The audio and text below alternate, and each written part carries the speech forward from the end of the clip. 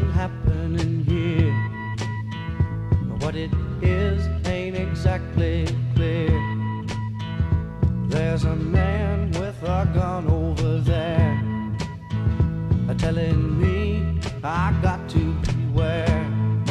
I think it's time we stop, children. What's that sound? Everybody look what's going down.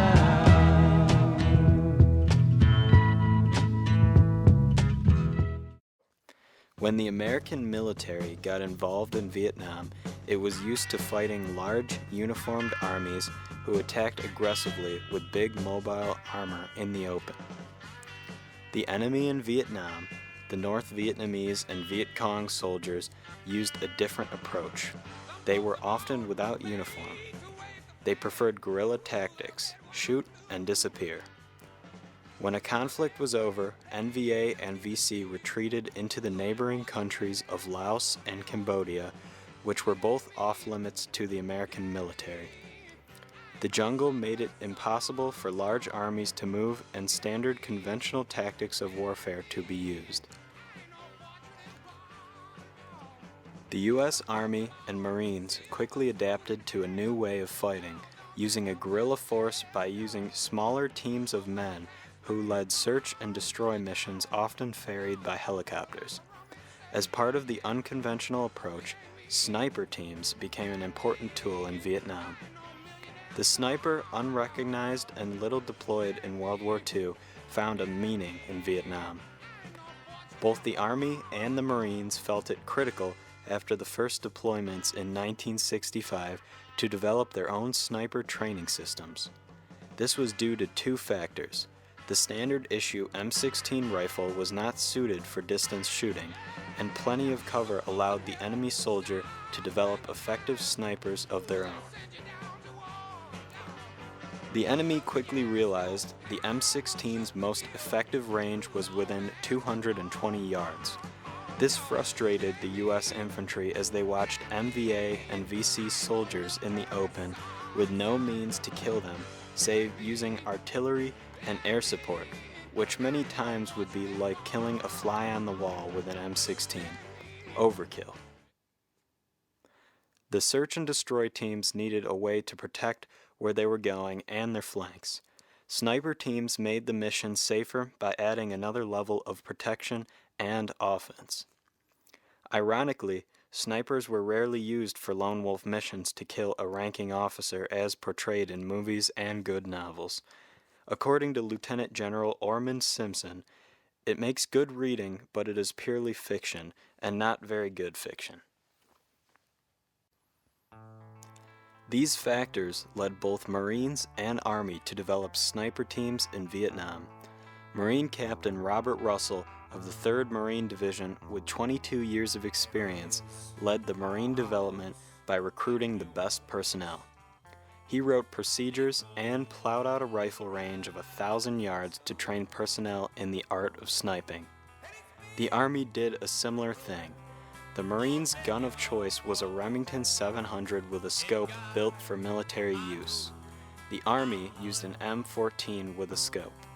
The M14 was a derivation of the M1 used in World War II, so it had plenty of solid history.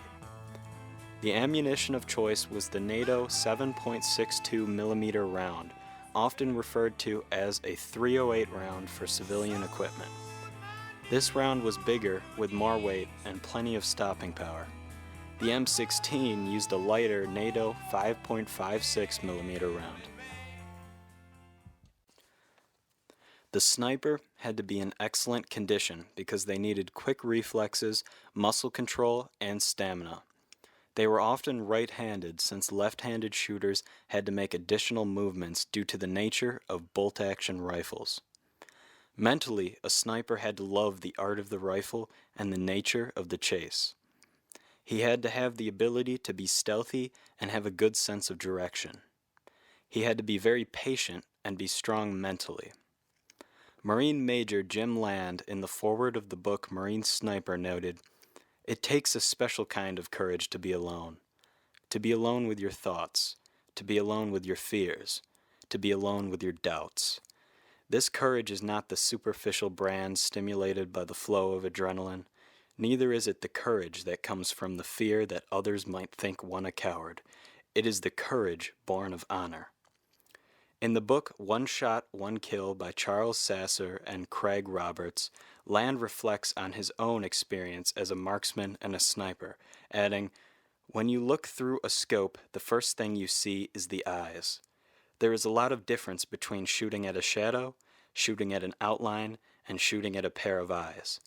It is amazing when you put the scope on someone, the first thing that pops out at you is the eyes. Many men can't do it at that point."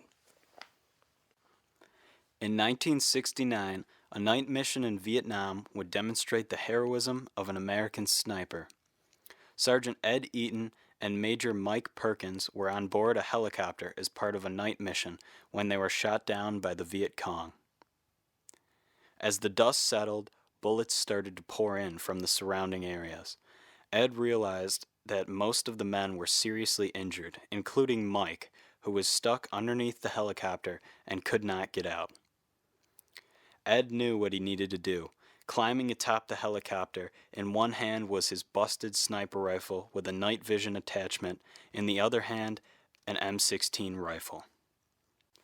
Sergeant Eaton used his night vision scope to determine the location and the direction of the enemy. He found two different groups of Viet Cong approaching from up to 500 meters away. Ed fired at them with both weapons to fool them into thinking there was more than one American soldier. As the firefight raged on, Ed adjusted to his busted rifle's aim and began to effectively thin the enemy ranks. Two helicopters showed up to pick up the wounded. Mike, however, was stuck and too injured to board the choppers. He was given a grenade to commit suicide in case he was captured. Ed volunteered to stay behind and defend Mike to the end. He told Mike that he would save the last two bullets for them. Ed continued to fight upon the unending assault of the Viet Cong until they were both rescued. Both men survived. While the United States won every major battle with North Vietnam, the war was considered a loss. Few military publications studied the effectiveness of the sniper in Vietnam. In fact, many records were lost due to lousy record keeping and the Tet Offensive of 1968.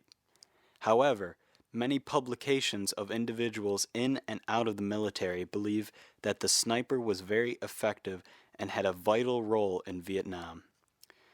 1,250 snipers took down 13,000 enemy combatants, which is an extraordinary kill ratio. At the very least, you could surmise that the number of enemy killed by the snipers saved many American lives.